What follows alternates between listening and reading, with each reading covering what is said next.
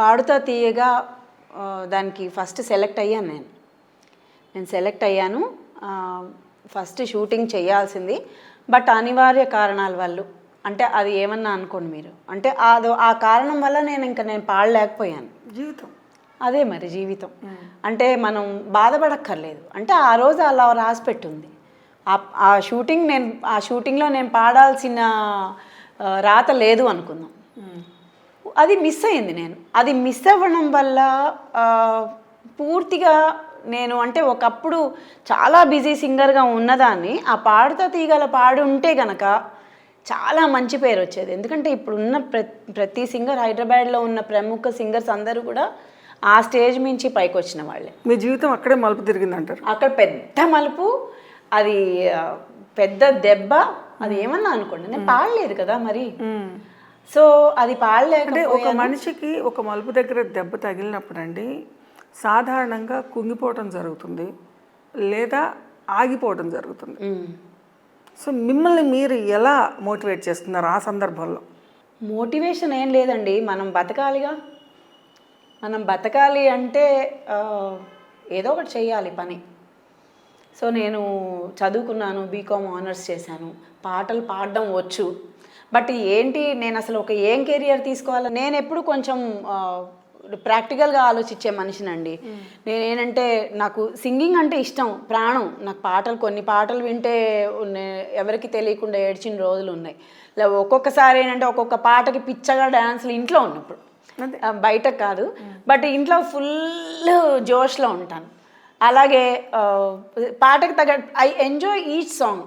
But ఏంటంటే when it comes to practicality, మనకి ఏం చేస్తే మనకి డబ్బులు వస్తాయి అంటే మనం నీతిగా, మనం ఒక మంచి దోవలో ఉండి మన అమ్మ నాన్నకి మన ఫ్యామిలీకి చెడు పేరు రాకుండా మనం ఎంత బాగా మనం జీవన భృతి అంటారో దాన్ని ఏమంటారు, మన అది ఎలా సంపాదించుకోవాలి అన్నది నాకు ఏమైపోయిందంటే దాన్ని ఏమంటే సర్వైవల్ వల్లనే నేను, అంటే మీరు చెప్పే మాటలను బట్టి మీ జీవితంలో చాలా పెద్ద దెబ్బే తగిలింది. అయితే ఆ సమయంలో అమ్మ కానివ్వండి, నాన్న కానివ్వండి, కుటుంబం నుంచి ఎలాంటి మద్దతు ఉండింది మీకు? అసలు వాళ్ళు లేకపోతే ఈరోజు నేను లేను.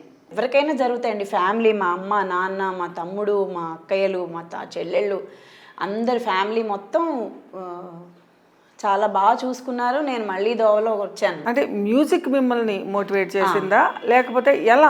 ఇక్కడ ఒక దెబ్బ తగిలిన మోటివేషన్ అంటే సర్వైవల్ అన్నా కదా, సర్వైవల్ కోసం డబ్బులు ఎలా వస్తాయి అంటే నేను చెప్తాను. మనకి ఇక్కడ మ్యూజిక్ ఫీల్డ్లో నేను ఎలా వచ్చానంటే, అంటే సినిమా సైడ్ ఎలా వచ్చానంటే, హేమంత్ గారు అని ఒక ఇన్ఛార్జ్.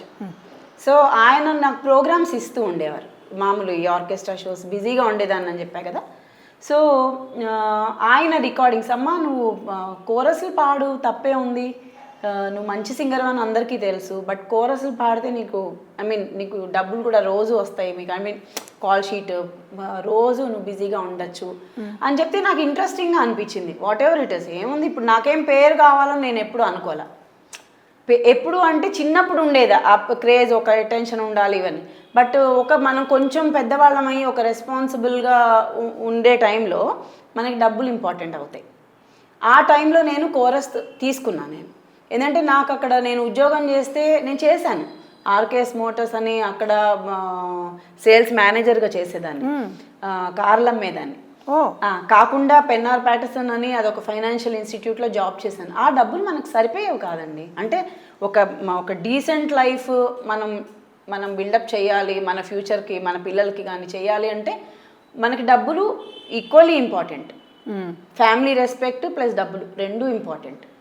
సో నేను కోరస్లు పాడడంలో తప్పేం లేదండి, చాలా మంచి మంచి సింగర్స్ అప్పట్లో. అది ప్రొఫెషన్ అండి, తప్పు అనే మాట ఏ వృత్తికి ఉండదు, ఏ పనికి ఉండదండి. అవును, గౌరవంగా చేసుకునే ఏ పనికి కూడా అది తప్పు అనే మాట అసలు వర్తించదు. అవును, ఎవరిని మోసం చేయనంత వరకు, ఎవరి జీవితాన్ని లాగేసుకోనంత వరకు ఏ తప్పు కాదు. కానీ మీరు మీ లైఫ్ను ఒక స్ట్రగుల్ నుంచి ఒడ్డున వేసుకోవాలనుకునే ఒక ప్రయత్నంలో, మీరు చేసిన ప్రయత్నాల్లో మీకు అభిరుచిని వదులుకోకుండా ముందుకెళ్ళారు చూసారా? అవును. సో ఎలా అవకాశాలను బ్యాలెన్స్ చేసుకుంటూ వెళ్ళారు? అవకాశాలు అంటే అవే వచ్చాయండి. అంటే నేను కోరస్ అయితే మాకు ఆల్మోస్ట్ నేను పాడిన రోజుల్లో ప్రతిరోజు ప్రతి మ్యూజిక్ డైరెక్టర్ దగ్గర పాడాను నేను. ఎవరెవరు? నేను అప్పట్లో ఏంటి కోటి గారు, రాజు గారు, కోటి గారు, ఆర్పి గారు, చక్రి గారు, తర్వాత దేవిశ్రీ ప్రసాద్, ఎస్ఏ రాజ్ కుమార్, కీరవాణి గారు. కీరవాణి గారి దగ్గర కూడా నేను పాడాను కోరస్లు అవి. అంటే నేను name the music director Ilaiyaraaja గారు తప్ప హారిస్ జయరాజ్ గారి దగ్గర కూడా పాడాను, అందరి దగ్గర పాడాను. So I was really busy that way, బిజీగా ఉన్నాను. ఒక స్టాండర్డ్ ఆఫ్ లివింగ్ వచ్చింది. ఒక 10 years అసలు మనం పాటల్లోనే కోరస్లు కానీ ట్రాక్, ఆ మ్యూజిక్కి సంబంధించిన పని ఏదున్నా నేను చేసేదాన్ని. సాయంత్రం ప్రోగ్రాంలకు వెళ్ళిపోయేదాన్ని, పొద్దున్న రికార్డింగ్లకు వెళ్ళేదాన్ని. అలా అంటే ఏంటంటే అండి, నేను డబ్బు వెనకాలే పడ్డాను ఒక రకంగా చెప్పాలంటే. అది తప్పో ఒప్పో నాకు తెలియదు. నా అంటే అప్పుడు నేను చేశాను అలా. సో దానివల్ల నేను ఒక సోలో సింగర్గా నేను వెళ్ళాలి, నాకు పేరు రావాలి అని నేను ఎప్పుడు నాకు అది తట్టేది కాదు. తట్టలే, ఏంటంటే బిజీగా ఉండడం. ఎందుకంటే మీ చేతిలో అవకాశాలు ఎలా ఉన్నాయంటే, అయితే ఆల్ ఇండియా రేడియోలో ఉద్యోగం సంపాదించుకోవచ్చు, లేదు అని అంటే దూరదర్శన్లో ఉద్యోగం సంపాదించుకోవచ్చు జనరల్గా రికమెండేషన్స్ దాంట్లో, లేదు అని అంటే మీ అక్కయ్య ద్వారా ఒక మంచి సింగర్గా షోస్లో కన్నా వెళ్ళొచ్చు. ఇక్కడ ఎలా ఉంటుందంటే అండి, ఎవరు చేయలేరు, ఎవరు చేయలేరు. అంటే బ్యాక్గ్రౌండ్ ఉన్నా కూడా మనకి అదేమి ఉండదు. ఫస్ట్ ఆఫ్ ఆల్ మా ఇంట్లో అందరికీ సెల్ఫ్ రెస్పెక్ట్ ఎక్కువ. ఓకే, మా ఇంట్లో అందరికీ నేను చెప్తున్నాను, సెల్ఫ్ రెస్పెక్ట్ ఎక్కువ. అంటే అలా అని ఇండివిజువాలిటీ సెల్ఫ్ రెస్పెక్ట్, ఇండివిజువాలిటీ, మన కాళ్ళ మీద మనం నుంచోవాలి. ఏంటండి ఇంకోళ్ళు చెప్తే మనకు వచ్చేది ఏంటండి? అది మా ఫ్యామిలీలో ఎవరికి అట్లా లేదు.